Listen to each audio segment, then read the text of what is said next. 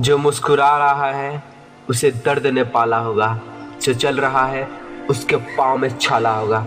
बिना संघर्ष के इंसान चमक नहीं सकता, तो जलेगा उसे दिए में उजाला होगा। संघर्ष क्यों बचे संघर्ष से? संघर्ष ही तो जीवन की आत्मा है। जितना कठिन संघर्ष होगा उतनी ही शानदार जीत होगी। एक बार एक किसान भगवान से बहुत ही नाराज हो गया। किसान बहुत मेहनती था, बहुत मेहनत से वो खेतों में अनाज उगाता, उसकी देखभाल करता, पर अक्सर उसकी फसल खराब हो जाती। कभी सूखा पड़ जाता, कभी बाढ़ आ जाती, तो कभी तेज धूप, कभी आंधी, कोई न कोई कारण बन ही जाता कि उसकी फसल खराब हो जाती। एक दिन वो किसान गुस्से में आकर आसमान की ओर देखकर भगवान से कहा, हे ईश्वर, आपको लोग सर्वज्ञता मानते हैं कि आप सब जानते हैं, कहते हैं कि आपकी इच्छा के बिना एक भी पत्ता नहीं हिलता, पर मुझे तो लगता है कि आप छोटी से छोटी बात भी नहीं जानते। आपको तो ये भी नहीं पता कि खेती बाड़ी कैसे करते हैं। अगर आप जानते होते तो हर समय जो बाढ़, आंधी और तूफान आते हैं वो कभी नहीं आते। आप नहीं जानते कि कितना नुकसान उठाना पड़ता है हम किसानों को। यदि आप मेरे साथ यह शक्ति दे दे कि जैसा मैं चाहूँ वैसे मैं मौसम कर दूँ, फिर आप देखना मैं अन्न के भंडार लगा दूंगा।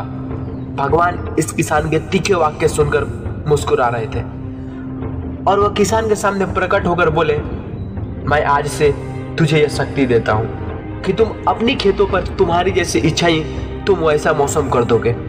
मैं बिल्कुल भी दखल नहीं दूंगा, तुम्हारी इच्छा से सब कुछ होगा। किसान बहुत खुश हो गया। किसान ने गेहूं की फसल अपनी खेतों में बोई।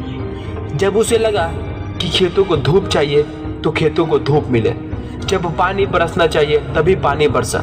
आंधी, तूफान, बाढ़ सब कुछ भी उसने अपने खेतों पर आने नहीं दिया। किसान के खेत में इस वर्ष ऐसी फसल हुई जैसी कभी नहीं हुई थी। हरी भरी लहलहाती फसल। मन ही मन वो बहुत खुश हो गया और सोचने लगा, अब सबूत के साथ दिखाऊंगा भगवान को कि इसे कहते हैं शक्ति का सही उपयोग। मेरी सफलता देकर उन्हें अपने नियम जरूर बदलने पड़ेंगे। कुछ दिन गुजरे, फसल काटने को तैयार हो गए। किसान बहुत उत्सुकता के साथ फसल को काटने लगा, पर जैसे ही उसकी नजर गेहूं के बालियों पर गया तो उसने अपना सिर पीट लिया और वह रोने लगा, चिल्लाने लगा।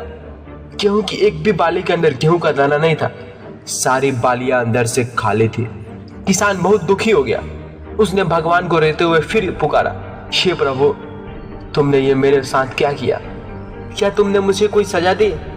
भगवान बोले, पुत्र, ये तो होना ही था।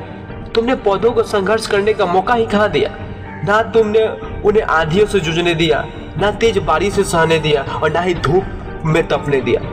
एक भी चुनौती का सामना तुमने उन्हें नहीं करने दिया और सारे पौधे अंदर से खोखले रह गए।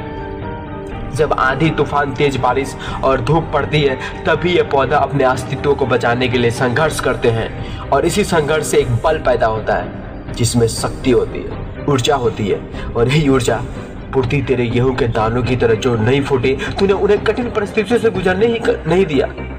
जहां उनके अस्तित्व का जन्म होता है, सारे बालियां इसीलिए खाली है। इसमें एक भी गेहूं का दाना इसलिए नहीं है क्योंकि तुमने अपने पौधों को संघर्ष कराया ही नहीं। याद रखिए, स्वर्ण में स्वर्गीय आभा तभी आती है जब वो आग में तपने, गलने और हथौड़े के पिटने जैसे संघर्षों से गुजरता है। कोयले का टुकड़ा हीरा तभी बनता है जब वो उच्च दाब और उच्च ताप की मुश्किल परिस्थितियों से गुजरता है। इसी तरह यदि हमारी जिंदगी में भी कोई संघर्ष ही ना हो, कोई चुनौती ही ना हो, तो हम भी गेहूं की बालियों की तरह खोखले रह जाएंगे, कोई अस्तित्व नहीं होगा हमारा। दोस्तों, विपरीत परिस्थितियां, चुनौतियां, समस्या हमें अधिक निखारती है। यदि जीवन में कठिन परिस्थिति और चुनौती आए तो घबराना मत, बल्कि सामना करना, विश्वास करना कि आप और अधिक निखर जाओगे और अधिक मजबूत बन जाओगे।